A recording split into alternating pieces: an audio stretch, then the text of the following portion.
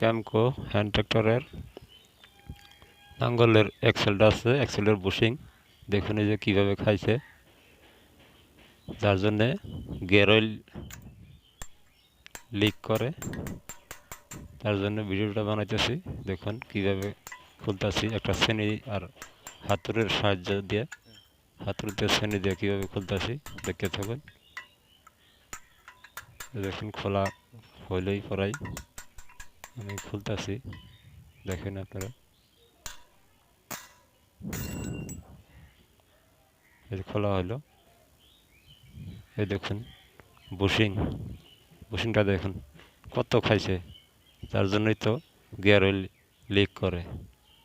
তো বুশিংটা এখন চেঞ্জ করব, ভালো করে মুছে নিলাম কাপড় দিয়া। যে প্রথমে বাটিটা বসাই দিলাম, বসাই দিচ্ছি, দেখুন বাটিটা বসালাম, দেখতে থাকুন। গ্রিস লাগাইতেছি, ভালো করে গ্রিস লাগাইতেছি, কারণ বুশিংটা লাগাইতে অল্প কষ্ট হয়, টাইট হয়, জাম হয়, যার জন্যে গ্রিস লাগাইতেছি। গ্রিস লাগানো হলো, এই যে এখন বুশিং, নতুন বুশিং কীভাবে ভিতরে ঢোকানো হয় আপনারা দেখতে থাকুন।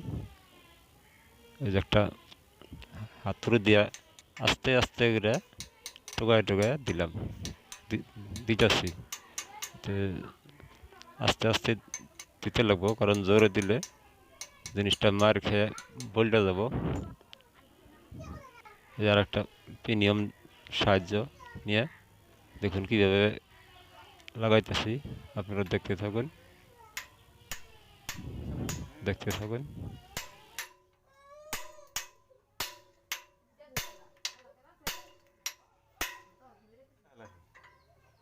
এবার এটা উঠাইয়া আর একটা বুশিংয়ের সাহায্য দিয়ে, পুরানো বুশিংটা আছে যে সেটা দিয়া একদম উপরে বসাই দিয়া আরেকজনের হাতে ধরছে, আর একটা প্রিমিয়াম উপরে দিয়া হাতে দিয়ে টোকায় লাগাইতেছি। আপনারা দেখতে থাকুন আমি কীভাবে লাগাই, দেখতে থাকুন। এই দেখুন ওই জায়গায় টাইট করে ধরা লাগে, ওই যে নিচে বাড়িটা দেখছেন যে এই যে আমি হাত লড়াইছি, এই বাড়িটা পুরা জাম হইতে লাগবো, টাইট হওয়া লাগবো, দেখতে থাকুন। মানে আরও কিছু ঢুকলেই টাইট হয়ে যাব, দেখতে থাকুন।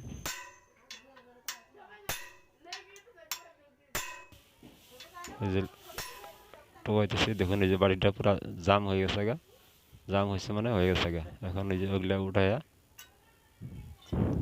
এখন কাপড় দিয়ে ভালো করে মুছে নেন, কাপড় দিয়ে মুছে দিলাম। আর এটাই যে পুরানো ওয়েল সেল ভিতর থেকে বাইর করতেছি হাতুড়ি দিয়ে, শ্রেণী দিয়ে। দেখুন এই যে পুরানো ওয়েল সেল একটা বাইর করলাম, অপর সাইড থেকে আর একটা বাইর করবো, আপনারা দেখতে থাকেন। এই যে দেখেন কিভাবে বাইর করা হয়, ঠিক এইভাবেই বাইর করা হয় পুরানো ওয়েল সেল। তো আপনারাও এইভাবে বাইর করে নিতে পারবেন।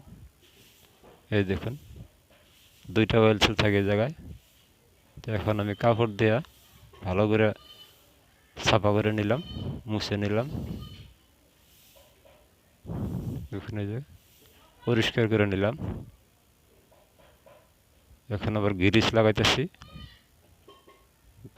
গ্রিস ভালো করে লাগাইয়া পরে নতুন ওয়েল সেল কীভাবে ভিতরে ঢুকাবো সেটা দেখেন। এই যে ওয়েল সেল দিলাম, হাত দিয়ে অল্প প্রেশার দিলাম, সমানভাবে প্রেশার দিলাম, দিয়ে হাতুড়ির সাহায্য দিয়ে আস্তে আস্তে ঠুকে লাগাইতে হবে।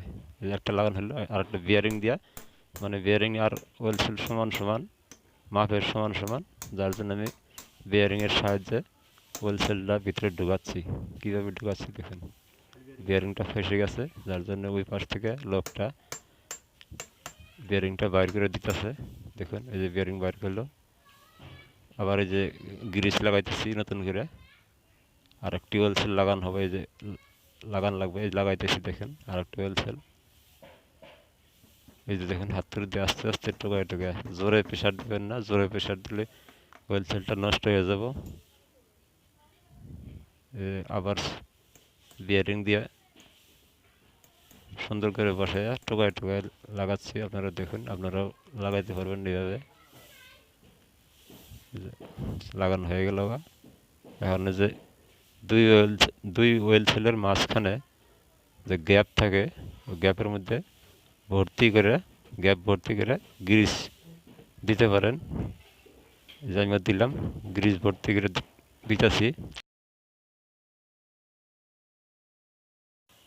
এই যে এবার নাঙ্গলের এক্সেলটা ভিতরে ঢুকাই দিতেছি আমি। আপনারা দেখেন কীভাবে এটা লাগানো হয়। আপনারাও এইভাবে লাগাতে পারবেন, চেষ্টা করলে সবই হয়। এই দেখুন বল্টু লাগাইতেছি, দেখতে থাকুন।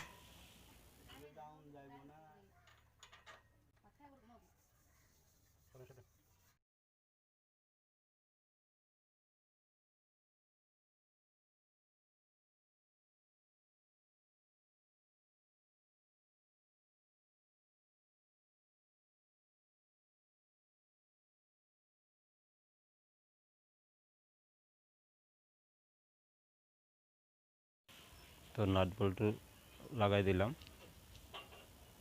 এবারে যে বাটিটা আছে, যে বিয়ারিং কভার, বাটিটা ভর্তি করে গ্রিজ দিতে লাগবো।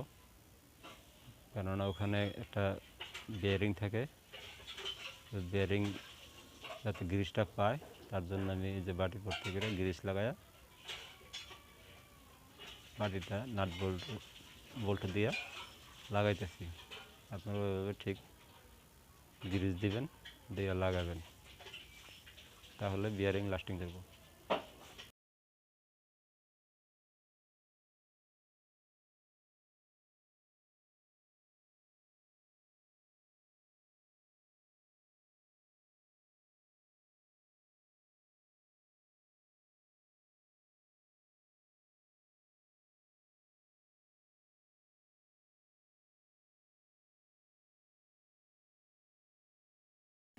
এবার আমি চেনের সাইডে আসলাম।